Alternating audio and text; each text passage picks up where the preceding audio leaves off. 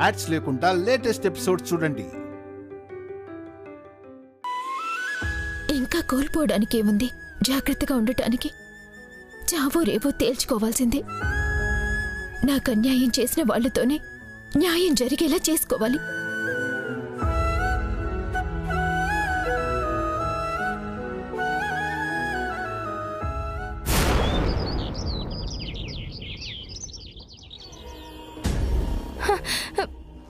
నువ్వా? నిన్నింకా ఉరి లేదా? ఏంటి, నన్ను ఉరి తీసుంటారా? చనిపోయి ఉంటుంది అని సంబరం చేసుకుంటుంటే బతికొచ్చి నిన్ను చావు అంచుల దాకా తీసుకెళ్లానేంటా అని ఆశ్చర్యపోతున్నావా? ఇప్పుడే నిన్ను చంపేసుండేదాన్ని. కానీ ఎందుకు వదిలేశానో తెలుసా? జరగబోయేది నువ్వు చూడాలి. అప్పుడు నా భర్తతో నాకు సమాధి కట్టించాలని చూసావు.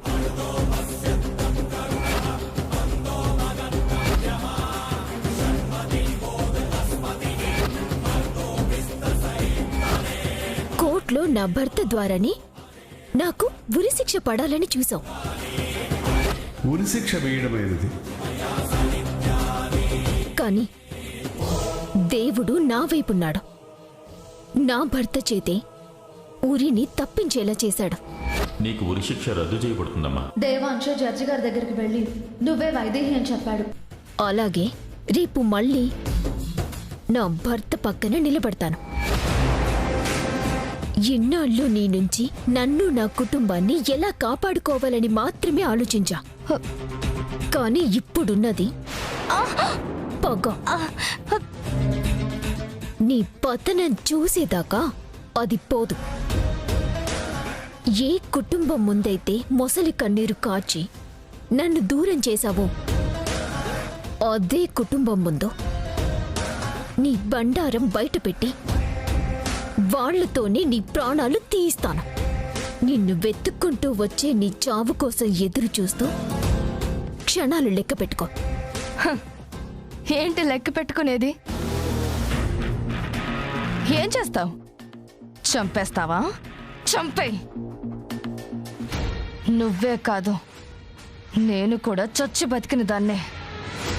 నేను పగతోనే బతుకుతున్నా. పగ తీర్చుకొని గాని చావను. ఏమన్నా? నీ కుటుంబం ముందు నా బండారం బయట పెట్టి వాళ్లతో నా ప్రాణాలు తీయిస్తావా?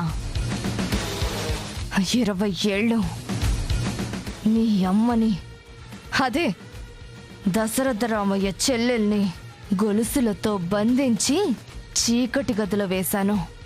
నా కూతురు నా ఇంటికి పంపించి అల్లకల్లోలం సృష్టించాను.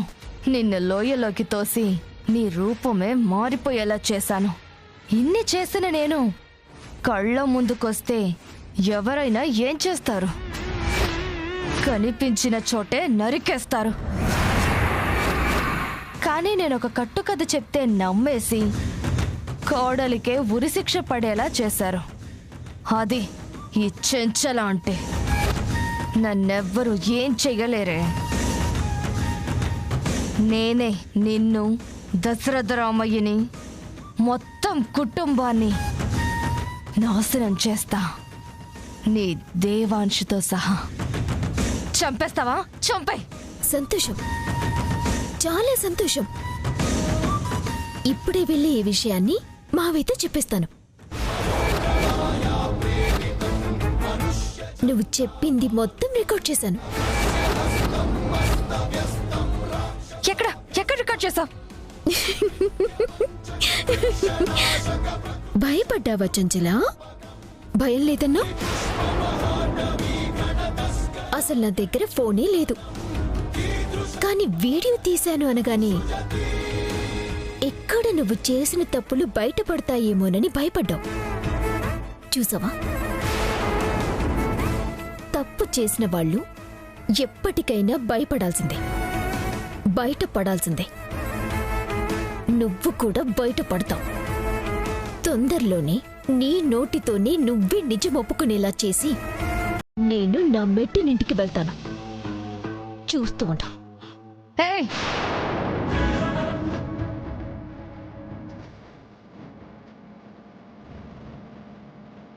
డ్రైవర్ కారాపు.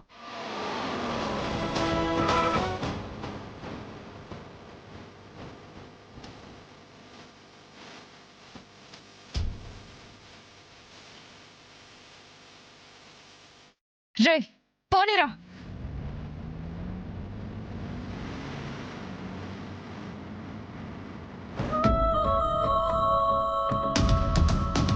భయం బాగానే ఉంది. రికార్డ్ చేశానని అన్నానో లేదో, బాగానే భయపడుతోంది. ఈ భయం చాలు ఇంకా ఇంకా భయపెట్టడానికి.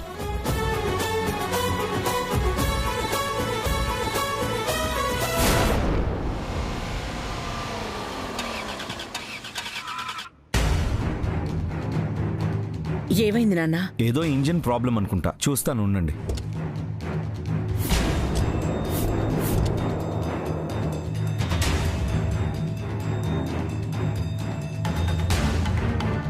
అమ్మా, ఇదేదో ట్రబుల్ ఇచ్చినట్టుంది. దగ్గరలో మెకానిక్ ఎవరైనా ఉన్నారేమో చూసొస్తాను. ఎక్స్క్యూజ్ మీ, ఇక్కడ కార్ మెకానిక్ ఎవరైనా ఉన్నారు? అక్కడ అటువైపా? ఇప్పుడే వస్తానమ్మా, మీరు లోపలే ఉండండి.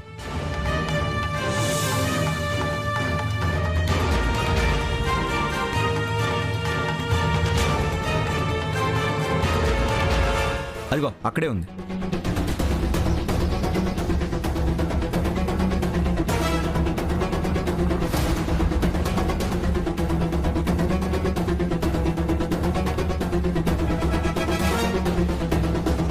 ఒకసారి చూడండి. సరే సార్.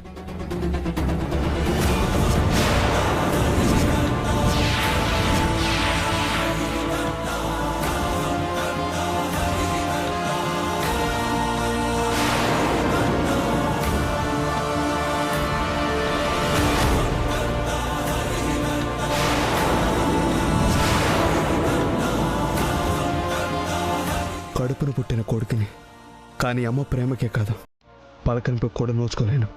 అంటే ఇదంతా నా ఫ్యామిలీ అనమాట.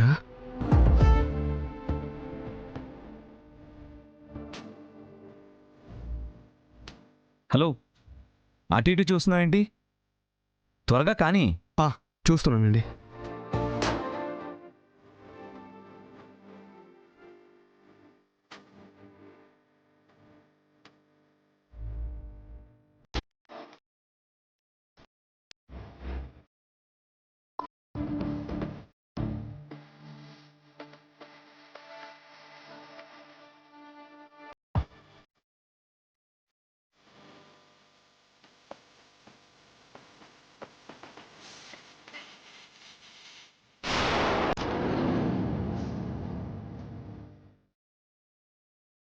అయిపోయిందండి, ఏం లేదు, జస్ట్ ఓవర్ హీట్ అయిందంటే. ఒకసారి చెక్ చేసుకోండి.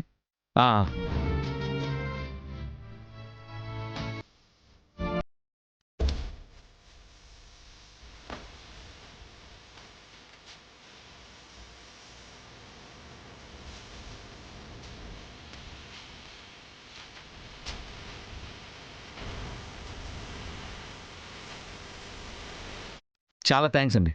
పర్లేదండి. అదేంటి, ఫ్రీ సర్వీస్ ఏమైనా చేస్తున్నావా? అందరికీ కాదు, నా ఫ్యామిలీ దగ్గర నేను డబ్బులు తీసుకోను.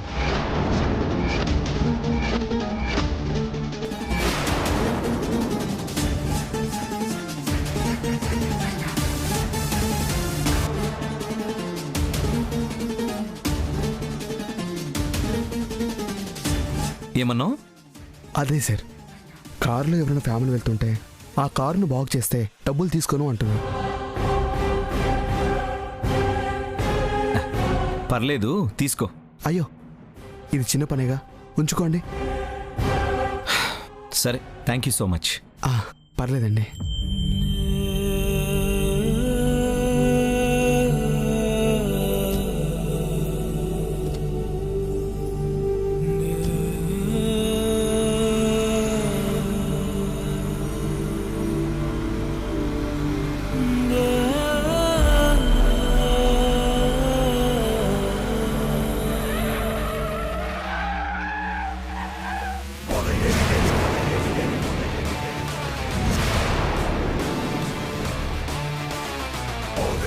ఏంటి? మీకోసమే ఇంటికి బయలుదేరానండి. అనుకోకుండా దారిలో కలిశారు. ఫ్యామిలీ అంతా ఇక్కడే ఉన్నారు. ఇక్కడికి బయలుదేరారండి. ఫంక్షన్ ఏమైనా ఉందా? ఏయ్, ఎక్కడికి వెళ్తా నీకెందుకు? మళ్ళీ దేవాంశ్ చుట్టూ తిరగొద్దని చెప్పాడా లేదా?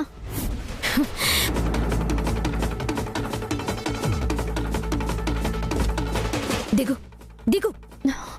ఏ,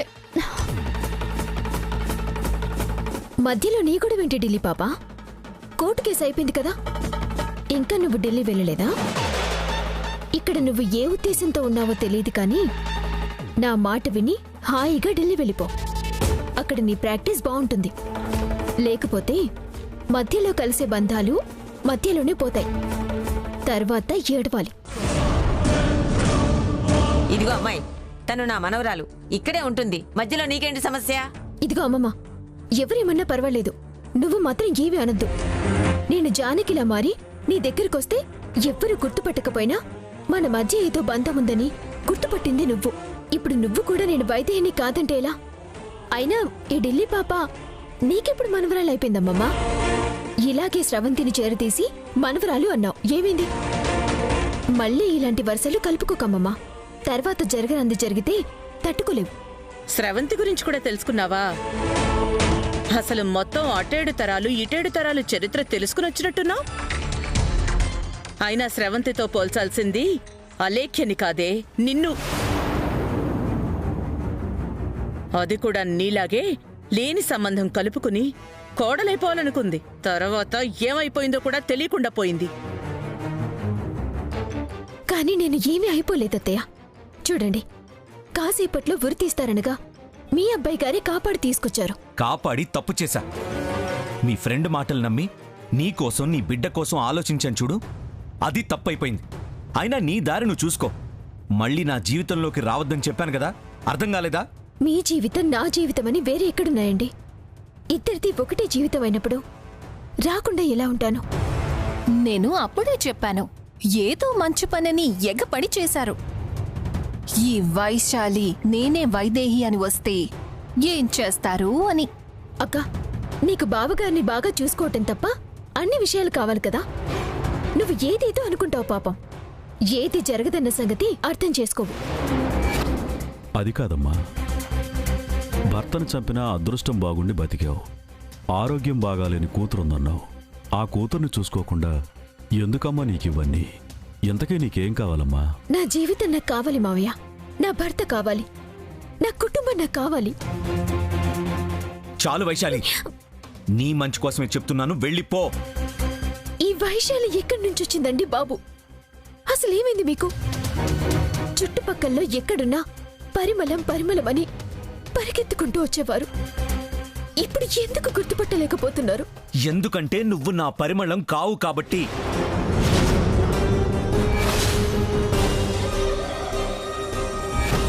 హలో అగరబత్తి.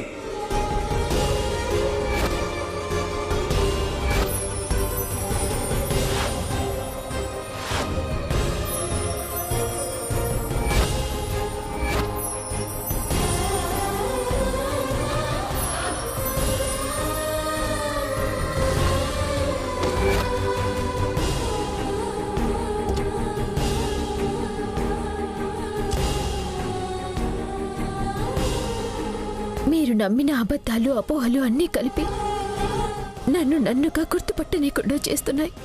కానీ ఒక్క విషయం చెప్తున్నా, మీరెంత కాదన్నా నన్ను మాత్రం దూరం చేసుకోలేరు. పిచ్చి పిచ్చి వేషాలు వేయొద్దు.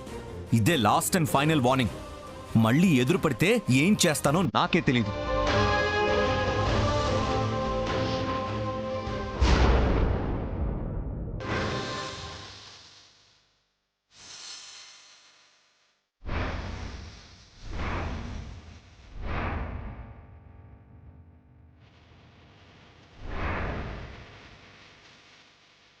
కన్న బిడ్డను చూస్తే కన్న పేగు కదులుతుంది అంటారు. నీలో చిన్న కదలిక కూడా లేదంటమ్మా. నేను తప్పు చేశాను. అమ్మ అని పిలిచే అర్హత నాకు లేదు. నీతో ఉండే హక్కు నాకు లేదు. ఎందుకలా ఉన్నావు? నా ఫ్యామిలీ నాకు కనిపించిందండి. అవునా? మాట్లాడావా? వాళ్ళేమీ అనలేదా? ఏమంటారు? వాళ్ళకి నేనెవరో తెలియదు కదా. మాట్లాడాల్సిన అమ్మ మాట్లాడదు. అప్పుడు మిగతా వాళ్ళు మాట్లాడినా ఎవరో పరాయి వాడితో మాట్లాడినట్టే కదా. మరి మీరెందుకంటే ఎలా ఉన్నారు? నాకు నా ఫ్యామిలీ వాళ్ళు కనిపించారు. అవునా? ఏమన్నారు? నువ్వే వైదేహి అని ఒప్పుకున్నారా లేదా? ఒప్పుకుంటే నేను ఇక్కడికి ఎందుకు వస్తాను? నువ్వు చేస్తున్న ఈ సహాయానికి నా భర్తతో కలిసి నీ దగ్గరికొచ్చి కృతజ్ఞతలు చెప్పేదాన్ని. ఏంటో ఈ బంధాలు. తలుచుకుంటే ఒక్కోసారి ఆశ్చర్యం వేస్తుంది, ఒక్కోసారి బాధ కూడా పుడుతుంది. అన్ని అర్హతలు హక్కులు ఉండి ఒక బంధం కోసం పోరాడడం అంటే అంతకన్నా దురదృష్టం ఏముంటుంది? దురదృష్టాన్ని అదృష్టంగా మార్చేది ఒక్క పోరాటం మాత్రమే. మన బంధాల కోసం మనం పోరాడాలి.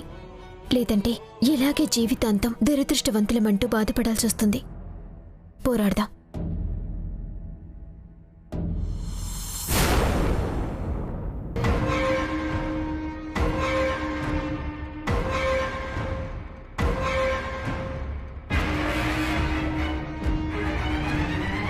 అవును, వాడిని ఇష్టపడుతున్నావు కదా? ఒక్క మాటలో చెప్పాలంటే వైదేహి లేని లోటు తీరింది.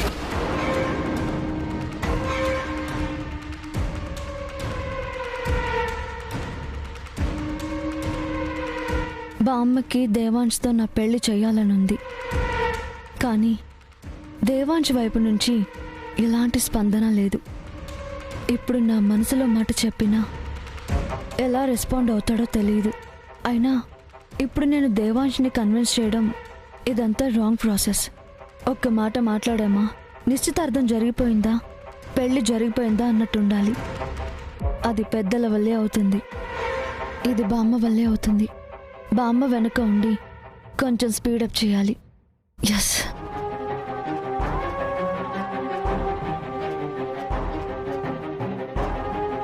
బామ్మగారు రామా, కూర్చో. మీ మనవడెక్కడా? నన్ను అడుగుతున్నావేంటమ్మా? ఎప్పుడు వాణ్ణి కనిపెట్టుకుని ఉండమని నేనే నీకు చెప్పాను కదా. ఎంతకాలమని కనిపెట్టుకుని ఉంటాను బామ్మగారు? ఎంతకాలమని లెక్కలేస్తున్నావేంటమ్మా? నీ మీదే ఎన్నో ఆశలు పెట్టుకుంటే జీవితాంతం కనిపెట్టుకుని ఉండాలి. ఉండలేవా? మీరేమో ఆశలు పెట్టుకున్నారు, కానీ అక్కడ మీ మనవడేమో ఎప్పుడు అమెరికా వెళ్ళిపోదామా అని చూస్తున్నాడు. అమెరికాకా? అది అప్పుడు. ఇప్పుడు అలాంటి ఆలోచనలేమీ లేవు. ఎందుకు లేవు? ఎవరితోనూ ఫోన్లో మాట్లాడుతుంటే విన్నాను. వచ్చే నెల మళ్ళీ ప్లాన్ చేస్తున్నాడంట. ఎక్కడికి వెళ్ళిపోతాడు? అప్పుడంటే ఇక్కడే ఉంటే వైదేహి గుర్తొస్తుంది, ఈ పరిసరాల నుంచి దూరంగా వెళ్తేనన్నా బాధ నుంచి బయటపడతాడు అని పంపించాం. కానీ ఇప్పుడు ఆ అవసరం ఏం లేదు. నువ్వొచ్చాక వైదేహి గురించి ఆలోచించడం కూడా తగ్గిపోయింది. ఈ లాయర్ పాప ముసల్దాంతో ఏం మాట్లాడుతోంది?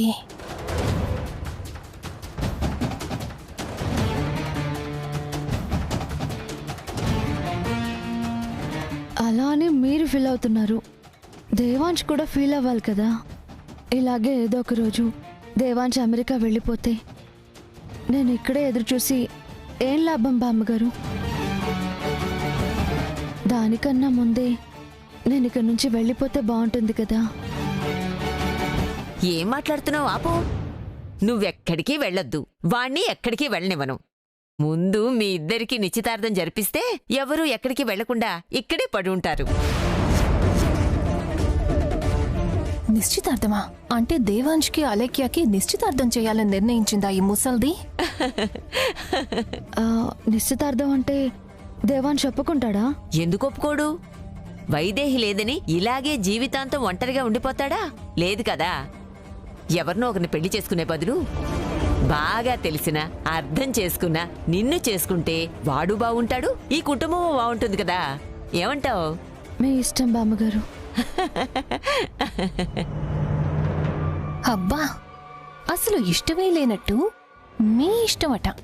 అసలు ముసలిదాన్ని రెచ్చగొట్టింది అదే అయ్యుంటుంది. నా బంగారు తల్లి, 2 రోజుల్లో నా పుట్టినరోజు. అదే రోజు మీ నిశ్చితార్థం జరిపిస్తా. ఇక మీ పెళ్ళైపోయినట్టే.